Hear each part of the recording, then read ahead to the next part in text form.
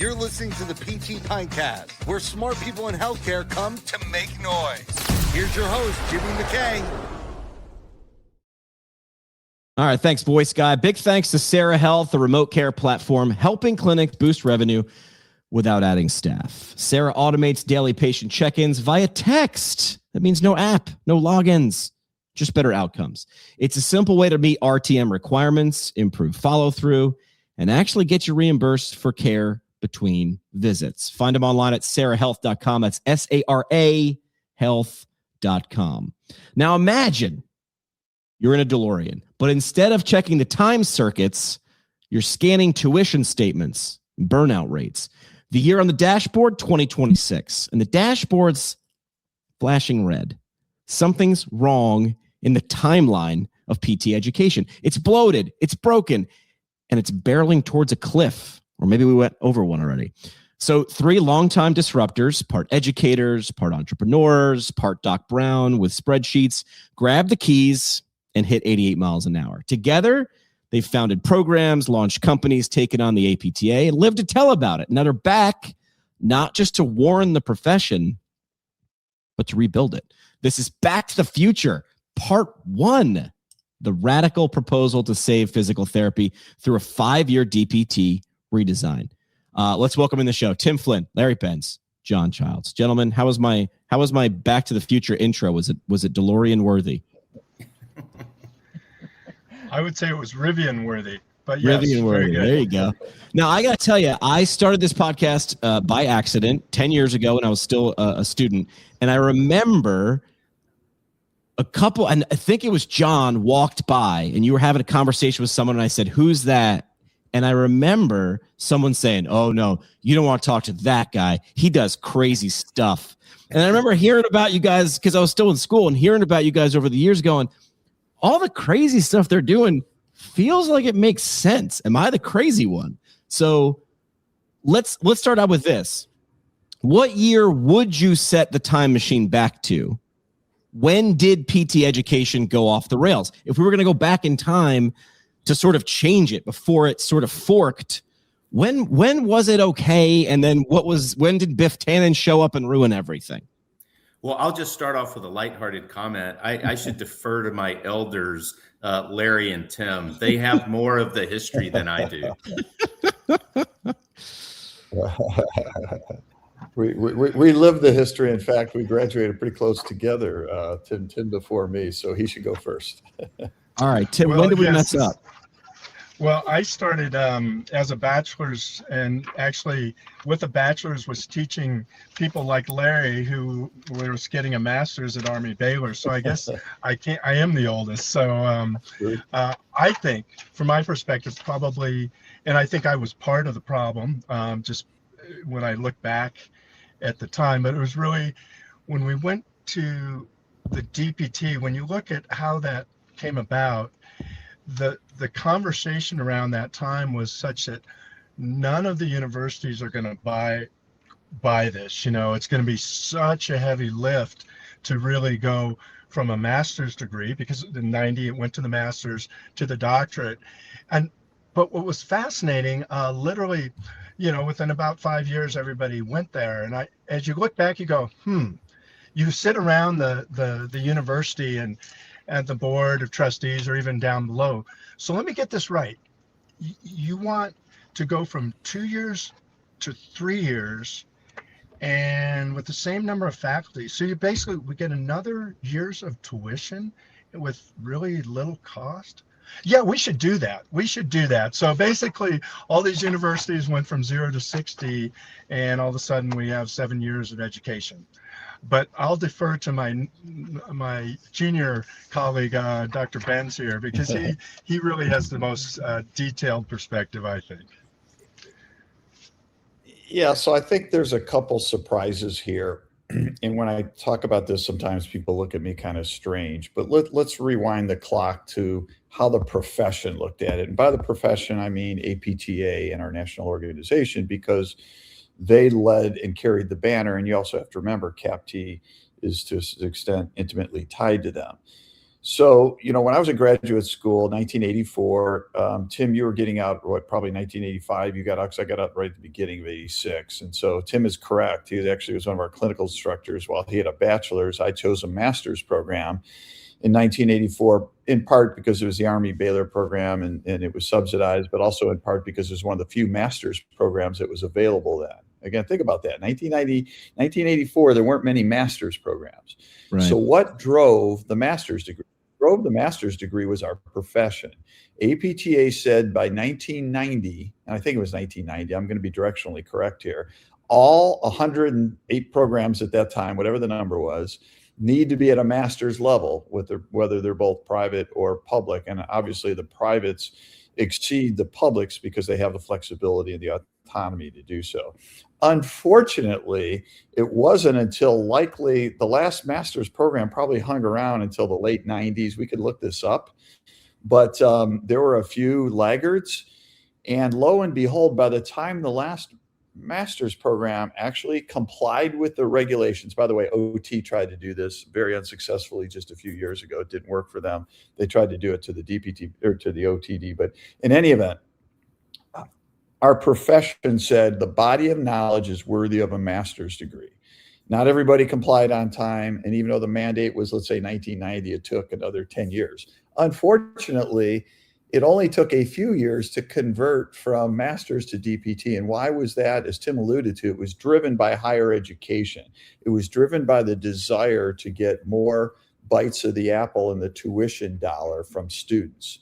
Didn't just affect PT, it affected almost everything. They call that academic creep. Accounting went through it by way of example. Pharmacy went through it. Speech and hearing went through it. OTD obviously did as well. Many others did. And so that's a really fundamental thing we have to remember. At some point then, the profession, Creighton, I believe, was the first program to go to a DPT level. And again, private schools exceeded. Many states had to pass things within the regulatory bodies of their state's own higher ed to get physical therapy to a doctorate education. But the main point being is that it transitioned. It didn't take, let's say, 15 years to go from bachelor's to master's. It was supposed to take 10. It only took about 5. It was like, It just absolutely exploded because the tuition went crazy.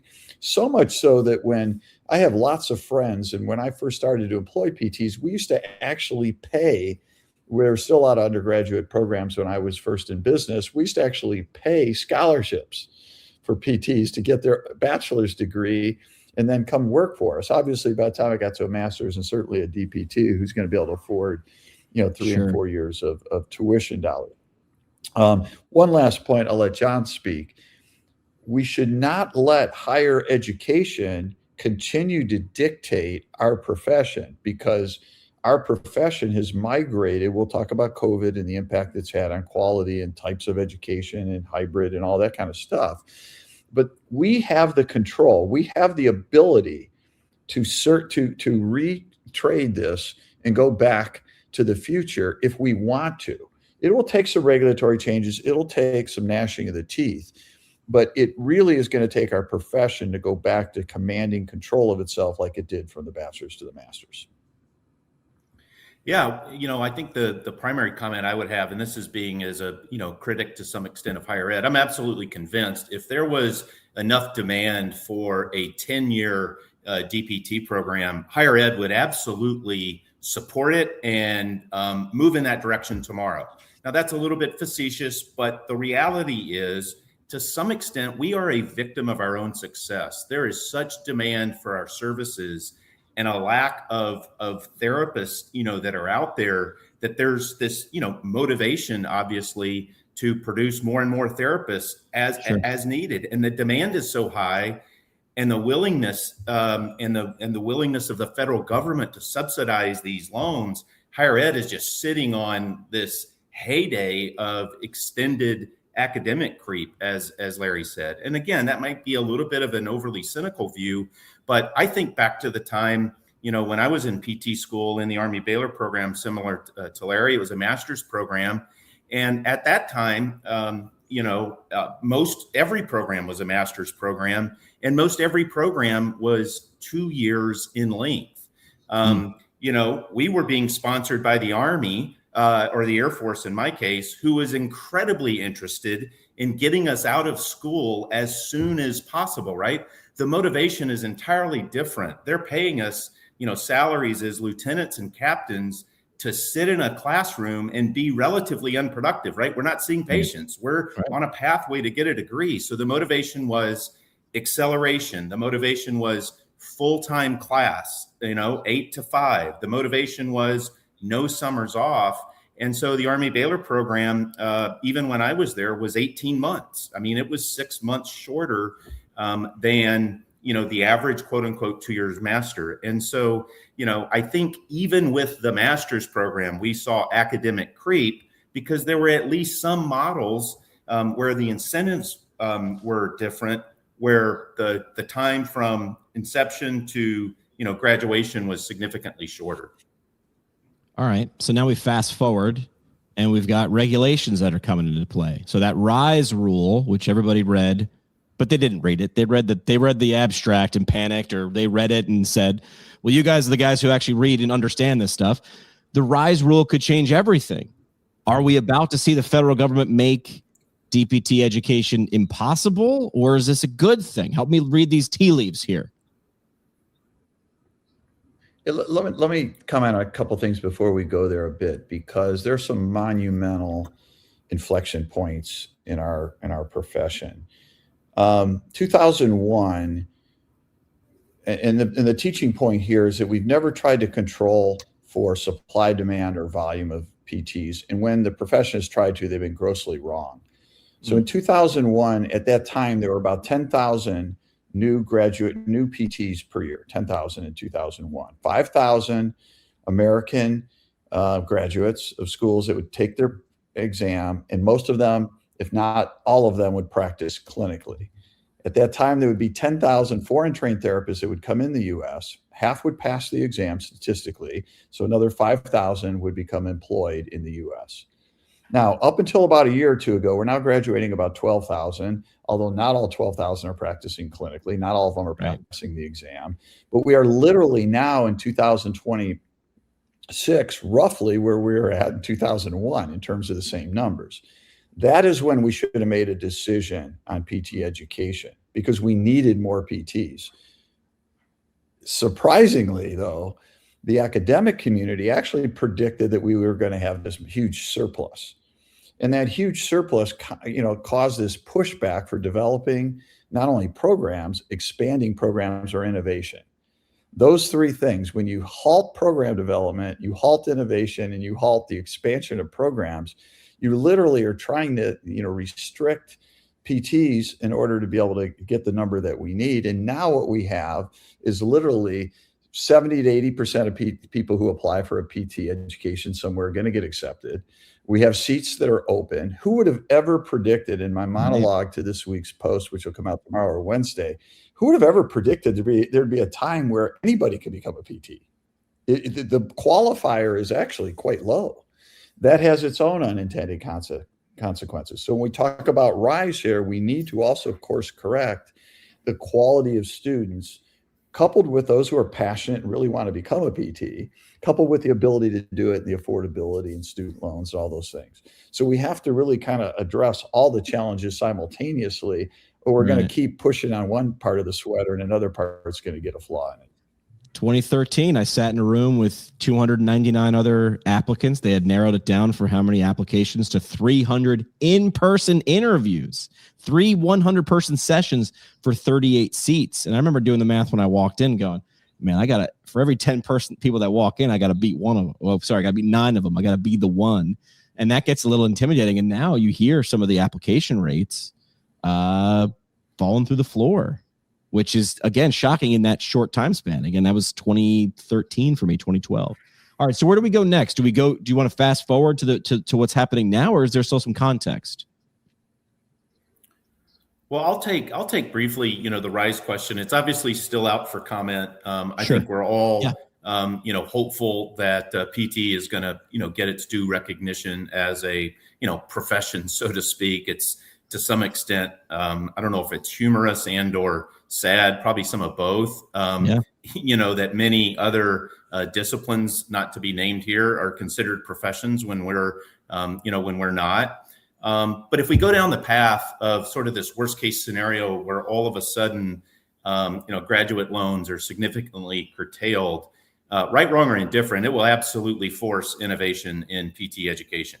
We will overnight see programs getting shorter, faster, more innovative. I'm not saying that's necessarily the path I want to see us go down, but smaller, under-resourced programs that have big buildings and lots of fixed costs, they're all of a sudden, I mean, if you don't have, more than 50 to 60 students in your program, you're going to go away. You simply don't have enough revenues at that level to support the costs of running a program.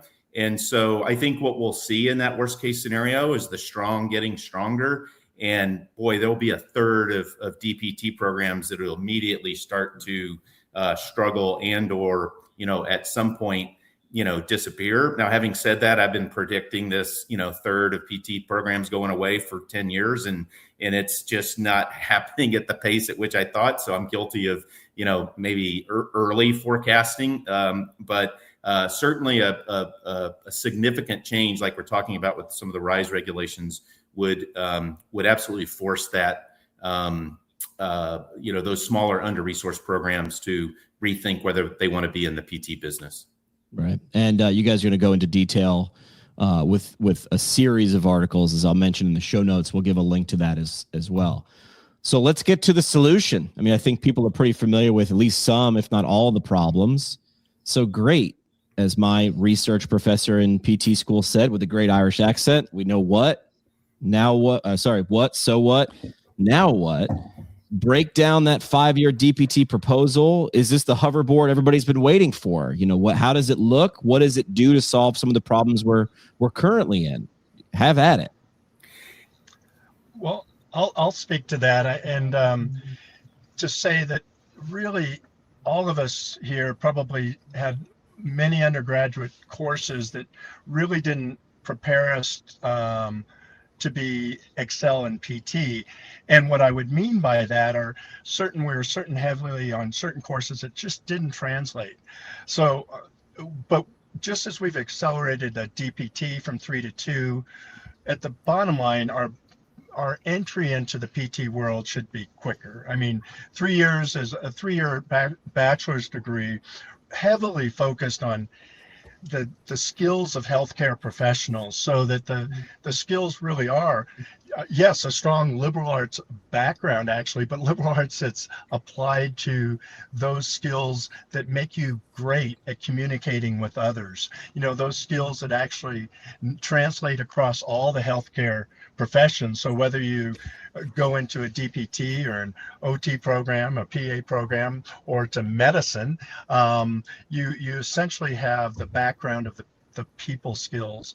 And that 3-year bachelor's should include, skill credit for people that are working in the healthcare industry already, that are in people-focused business, or even people-focused business. I often say, I've always felt that bartenders and servers and waiters and waitresses are some of the best people to come into our profession, because you basically have to think on your feet, you have to look people in the eye, you have to communicate with people, and when shit goes wrong, you have to think on your feet and pivot and make things right. And those are, that to me are a skill set that people should have credit for, as you go into health care professions. So to me, there's heavily on the sciences that are focused to what we need in PT, and heavily on the humanities side of it, but also with practical skill sets that are people facing. And just one last comment, the thing that comes back always is, that's higher ed, it's they're not going to pivot. And like we said, people pivot immediately, like we did in COVID, when the situation requires it. But that's how I had probably started. I'll start on that kind of the entry point side. Just a couple observations. One on rise, I'm going to predict that it's not going to end up being anything of significant. Even if it stays intact, it'll get kicked down the road many years before it actually gets implemented. Again, this is just my opinion, in part not because of PTs, but because of nurses. Nurses usually win. They have strong advocacy. The reality is healthcare shortages are not in dispute. And, putting forth an old reg on new student loan limitations doesn't make any sense for anybody. You think we have one of the lowest diversity percentages in PT, would only get worse under those scenarios of rise. Sure. So I think brighter minds will prevail. Having said that, regardless, we need more innovation in PT. The best example I'll go back to is nursing.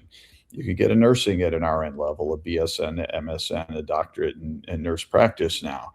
And we have to have some tools to do that. So I do like the 3-year bachelor's into a 2-year DPT, but also like other flavors too. I like the idea of graduating into, baccalaureate for 4, even 2 years in a DPT. Okay, that's an additional year, but then you would get a master's and you get paid. The reason why you get your license and you get master's, that's critical because we have horrible regulations that basically say if you treat a Medicare patient that is in, life-threatening Part A, you can do so independently without supervision. But in Part B, you can't get billed or reimbursed unless you are consuming the same oxygen as a licensed PT standing next to you. And so that regulation, we're not going to change. We failed at every Medicare regulation change. We take shallow victories and things that don't matter, and things like direct access and things like the regulatory supervision requirements, 8-minute rule and student supervision. We're not going to win, in my opinion.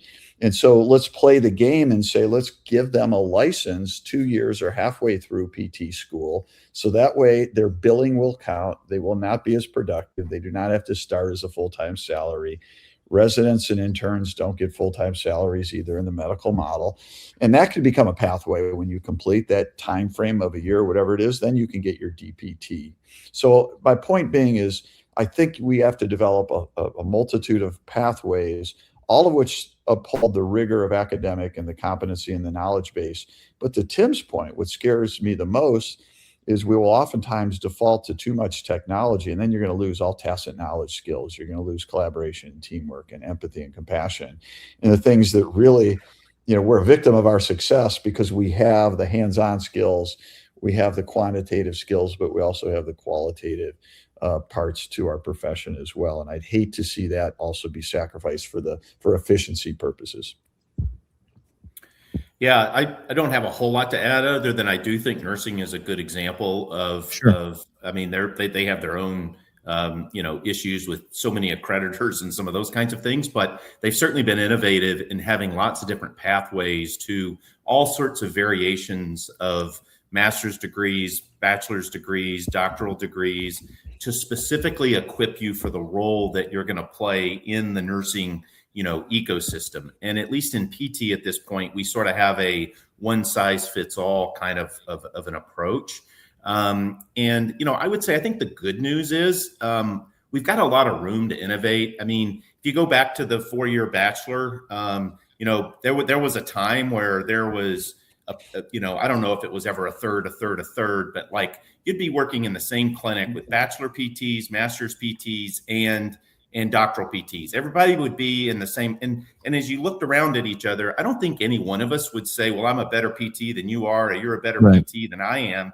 You just had a different degree, right? And now, we're in a situation where there's probably there's probably still some, but there's probably very little bachelor PTs that are still practicing. And it's a mix of mostly doctoral PTs and some masters. My point in saying all that is we've got like 3 years of room to kind of play with, right? We went from 4 years all the way up to 7 years.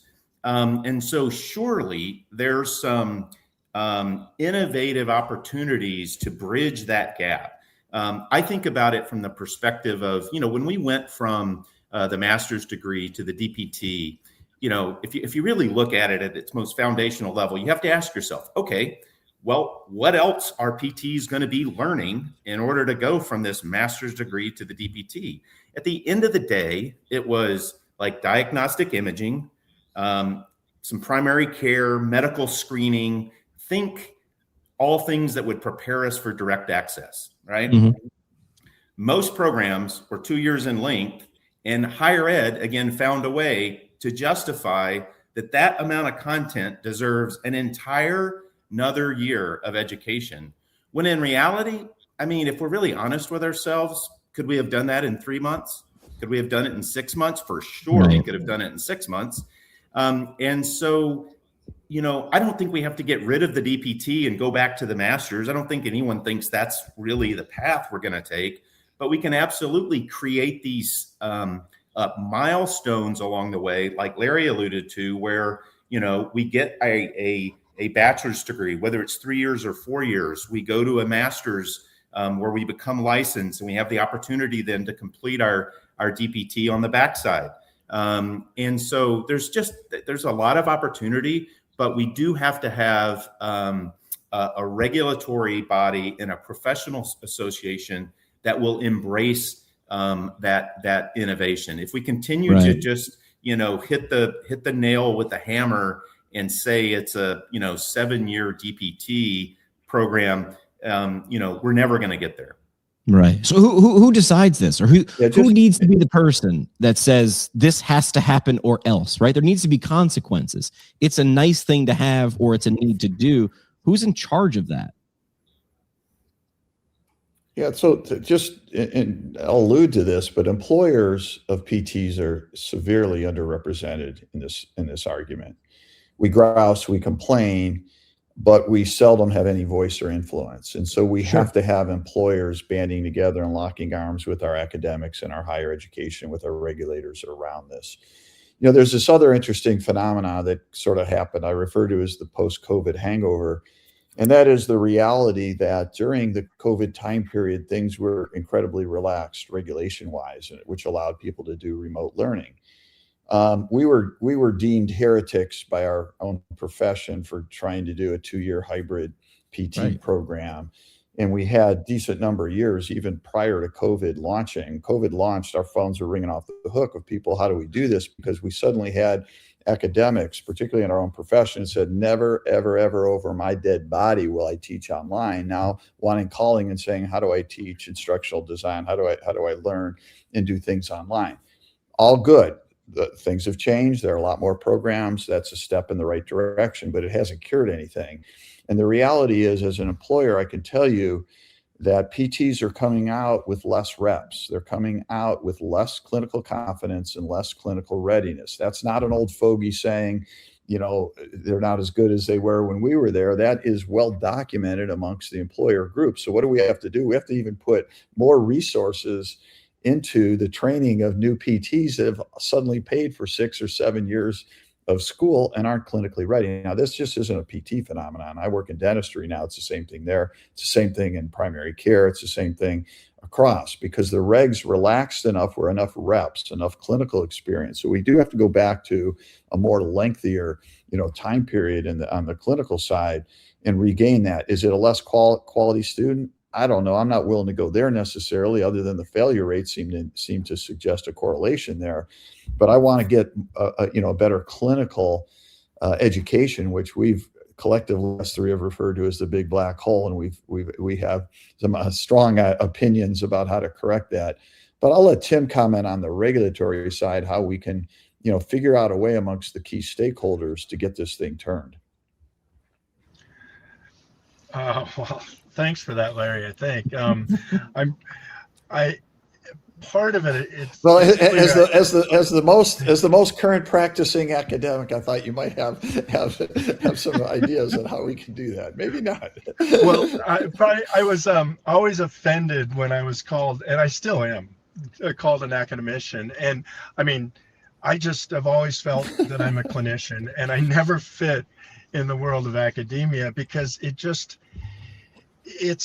an area where, and again, I have wonderful colleagues in academia, but the difference between sitting around a table for an hour and a half and discussing things and debating things that just, you can't do that when you're actually trying to make payroll. I mean, it just doesn't happen. Sure. And the unfortunately, you think about, academia being liberal thinking and out there, new ideas, and I would argue it is not. It is very much rooted in, tradition and the threats of, doing something different. And that's just, so I don't think, unfortunately, universities are where we're going to look to see change happen.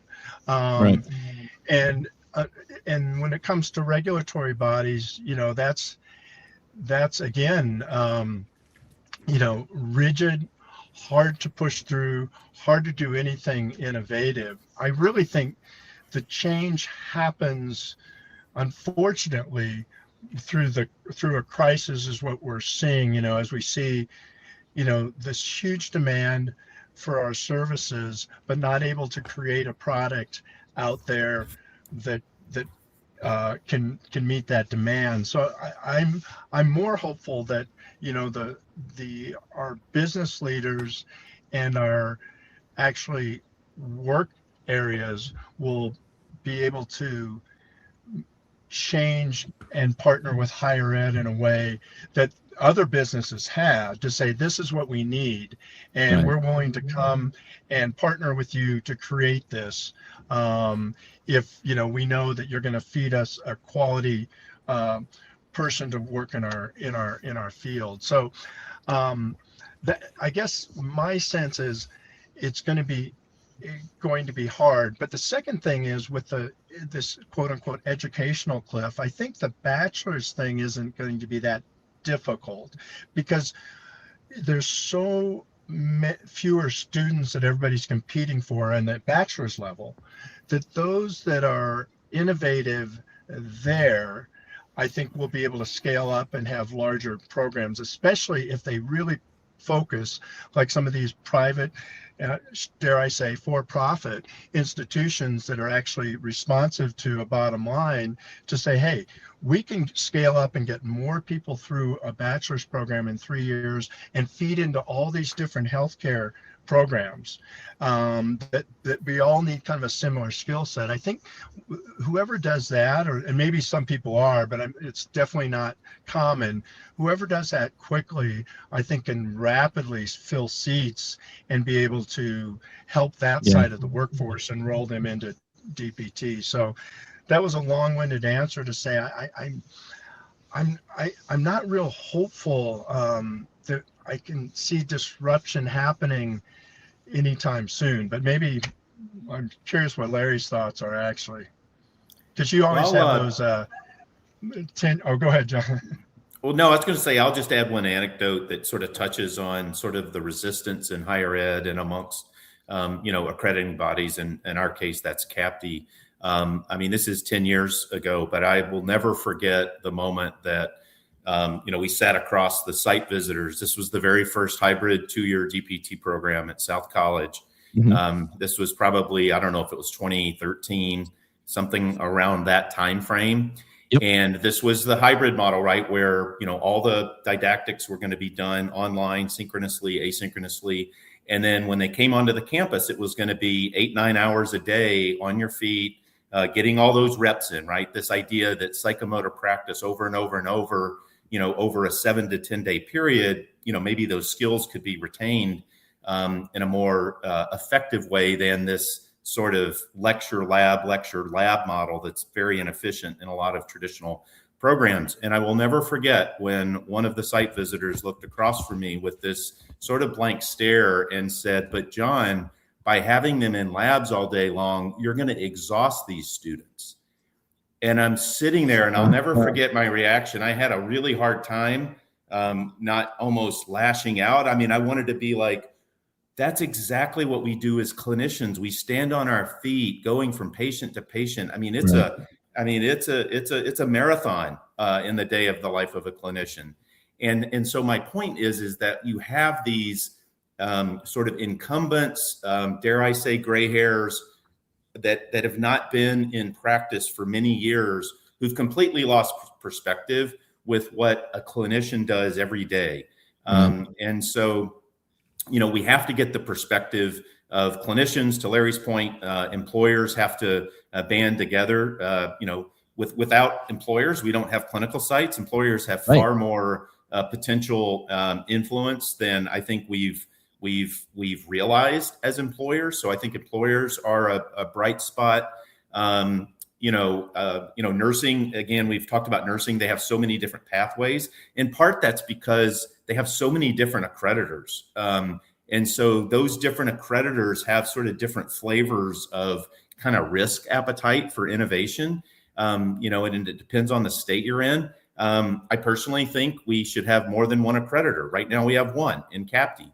The problem is individuals have looked at starting other accrediting bodies, but I'll forget how many states it is, but in, let's call it 20 to 30, it might even be 40 states, CAPTI is specifically named in the Practice Act as you have to graduate from a CAPTI accredited program, not just an accredited program, right?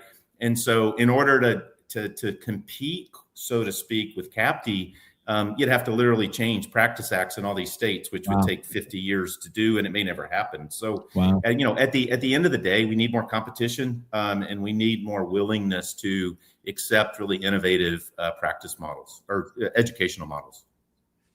What happens if it doesn't change? And we need more. Well, part of the unintended consequence of all this is, physical therapy tuition in the higher ed level, I'll start there, has been unabated relative to their increases in cost and tuition factors. And so as that has exceeded inflation for so many years, it's finally starting to have, some counterbalance in it because of some other disruption that's going on. I'm not talking about PT, I'm talking about higher ed in general. But the reality is, who would go into the profession for the ROI that you get at this particular stage? That is our selfish motivation for wanting to correct this. We want our best and brightest to go into it. There is absolutely, in fact, the way you can tell the ROI is so bad is only about 20 to, on an FTE basis, only north of 20% of all licensed PTs practice PT, okay, on a full-time basis. What other profession can you name in healthcare that has that obstacle? What other profession, period, healthcare or unrelated to healthcare, can honestly say we've had less productivity today than we had 10 and 15 and 20 years ago? I don't know of any other occupation in America that can say that, but PT we have. So the issue is we are overregulated, and unless you get a combination of decreased regulations and or enhancement of reimbursement, certainly don't see that coming, you're going to have a degree that has priced itself out of competition for the souls and the minds of young people. I think the other issue is you have to get, the problem is the states are relatively the easy ones. They basically say to get a license, you have to graduate from an accredited program. I think we can get the ones that say CAPTI reverse with probably opening up that Practice Act, but it's an obstacle, but they're the easiest. The more difficult one is CAPTI.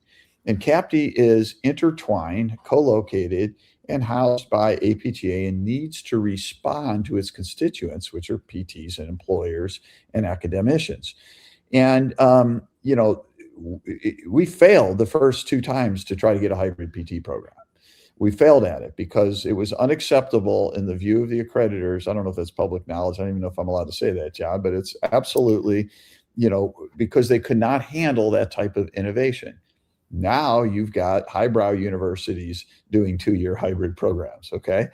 And we have to go down that same route, unfortunately. But what we can't do, we thought within a few years of the first hybrid program that there would be imitators. It didn't take till post-COVID until 2022, 2023, these other programs came out. Meanwhile, we've got, 15 or 17 of these, and now it's becoming more and more normalized. That's a good thing, but it's not enough. We need multiple pathways, but we got to get the accreditors in a room with employers and academicians. And like I said, the states are the easiest ones, I think, to overcome. And then you've got to get, you got to get some pioneers out there. And it's probably going to come from the for-profits because they tend to be the most innovative and flexible. You cannot name great innovation, with the exception of maybe Arizona State, not on the PT side, just talking generally. There are not a lot of high innovators on the public side.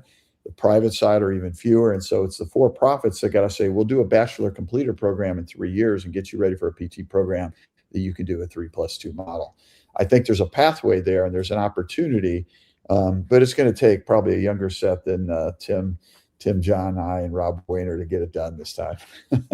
Maybe not. Follow along in the series as these guys keep writing about it. I'll share a link in the show notes. Do want to say thanks to Empower EMR for supporting the show. If your clinic is stuck on an EMR that slows you down, you have to innovate. Empower gives you speed, clean workflows, and features PTs actually ask for: better notes, faster documentation, smooth operations, all wrapped in customer support that doesn't ghost you. EmpowerEMR.com, EmpowerEMR.com. If we don't change the timeline, if nothing changes, what does 2030 look like? If Marty can't lose, right? There's no tension in the story. People won't pay attention. I mean, I'm guessing if there isn't some consequence on the line, which we can see very clearly, even someone like me who's an amateur at this can see there's consequence. If we don't change the timeline, what does 2030 look like for the profession? And then we'll do parting shots. Looking at you, Tim. Okay, well, I guess if nothing changes, we'll continue to see fewer seats filled in DPT education. The type of applicant that we'll get, probably, and no shade here, it'll be people that love it, the profession, but probably have a trust fund or something else that allows them to go through higher ed without debt. But also probably would rather work part-time, on the outside of it. We'll continue to see people doing it as more of a hobby, if you will. Again, more and more people working less full-time, doing other things and having side gigs in the profession. And what fills the gap? Then it's just every other flavor of body worker will fill the gap out there, and the health of our society, I firmly believe, will go down. As a physical therapist and that sees over and over the failure of our system, it's going to get a lot worse in terms of healthcare outcomes in our society. All right, Larry, John, anything he missed there? It's going to get harder as we go along because he's covered a lot of bases. Anything you'd want to add to that? I'll just sort of, I think, amplify what Tim said. We'll see less diversity in PT. Yep. It'll be largely Caucasian, affluent, passionate, people that maybe had a real positive experience in PT and debt to income sort of ratios. They don't even think about what that means for them because they have no debt. I think we'll see, certainly a contraction in the number of PT programs. There's just no way these smaller under-resourced programs will be able to, survive in that scenario. So, I'm always a glass half full. I think the crisis is in front of us, like literally as we speak. So I'm hopeful we can, really. Hopefully eyes are opened, even amongst the those that have been most resistant to change and realize, without significant reform, our profession is in some amount of peril. Yeah. All right, Larry, no pressure, but 2030, nothing happens. How bad is it? Yeah, 2030, I expect if you think there's 20 to 30,000 shortage of PTs now, that'll increase 5,000 to 7,000 per year. Notwithstanding, because you have less graduates that actually practice clinical PT than ever. We will have less clinicians per year than we had prior to 2001, which is actually quite scary given the demand for PT. But the unfortunate thing is that PT will continue to be highly undifferentiated. Digital front doors and digital exercise will be conflated with PT, as will at-home remote therapeutic monitoring and YouTube. And so there'll be this bifurcation. If you got money and you're young and you're healthy, you'll be able to access PT. But if you're sick and you're elderly, your access points for PT, my goodness, if you're in a long-term care setting or a home health setting, even an acute care setting, certainly neuro rehab, you're going to have a hard time accessing hands-on PTs. And pediatrics is probably on that list as well. So the specialties will really be bludgeoned in terms of numbers. Those who are getting PT that are more into longevity and health and fitness and wellness, or generally musculoskeletal, they'll fake their way into a conflated PT that'll be a combination of digital front door and YouTube. Yep. All right. Last thing we do on the show is called the parting shot. This is the parting shot. One last mic drop moment. No pressure, just your legacy on the line. Pressure there. Today's episode brought to you by U.S. Physical Therapy, a national network of clinics focused on developing clinicians, not burning them out. Leadership tracks, mentorship, and career growth, as long as we have a profession, and the stability to build your future in PT. If you want a place that supports how you want to practice, that's USPH, USPH.com. That's USPH.com. Tim, you've done this before with me a bunch of times. You get to lead off. So what's your parting shot? Final thoughts, soapbox statement, what do you got? Okay, well, I still love this profession, and I still feel like from a societal perspective, we have so much to offer. And despite the gloom and doom said today, I still believe the future is bright, and we just need to accept what's in front of us. And just like, we have rehabilitated people, we can rehabilitate our system. And so I'll leave it with that. It's time for some serious, deep rehabilitation. Love it. John, what do you got for your parting shot today? Yeah, I think I would just end with a little bit of, optimism. There are some, when I look at all the engagement on, the initial post that both Larry and Tim did, there's some really well-informed, smart, younger entrepreneurs in our profession that are probably hell-bent and have ideas we haven't even thought about in making change. And, that's where we were 10, 15, 20 years ago. And I'm very optimistic that those individuals are not going to take no for an answer. And they're going to couple themselves with some mentors, whether it be us or many of the other, leaders in the profession that have done, contributed to some significant reforms. And so, hopefully that energy and youthfulness, will thrive in a way where, we'll see progress, perhaps in a way that us gray hairs ourselves, may not even be able to see ourselves. So, so to any of those young entrepreneurs in PT, whether you're an academician, a clinician, dare to dream and don't take no for an answer. All right, Larry, no pressure. You got to wrap this up. Well, while I share in my friends, colleagues, and partners' empowerment message that we do, in fact, have the ability to course correct here, I am also bothered by a serious data point. How many, if you just look at Tim and I, our kids are all older. John, your kids may still be in a way that they can, but how many will become physical therapists? Right. And the reality is that most PTs, when interviewed, do you want this career for your children? Absolutely, unequivocally say no. The same thing happens for physicians as well. And so my parting shot would be a question. If the answer to your question is, do I want my children to become a physical therapist? If that answer is no, what action, what activities, and what do we need to do, and what are you willing to do and help so that you can answer that question in the affirmative? Wow. Yeah. Bold questions. We'll put the link to the series of articles that are going to be dropping throughout the next couple of weeks. Thanks for the insight, guys. We appreciate it. And thanks for setting a little optimism, then also putting some tension in the story, because no pressure, no diamonds. That's it for this one, but we're just getting warmed up. Smash follow, send it to a friend, or crank up the next episode. Want to go deeper? Hit us at ptpintcast.com or find us on YouTube and socials at ptpintcast. And legally, none of this was advice. It's for entertainment purposes only. See, Keith, we read the script. Happy now?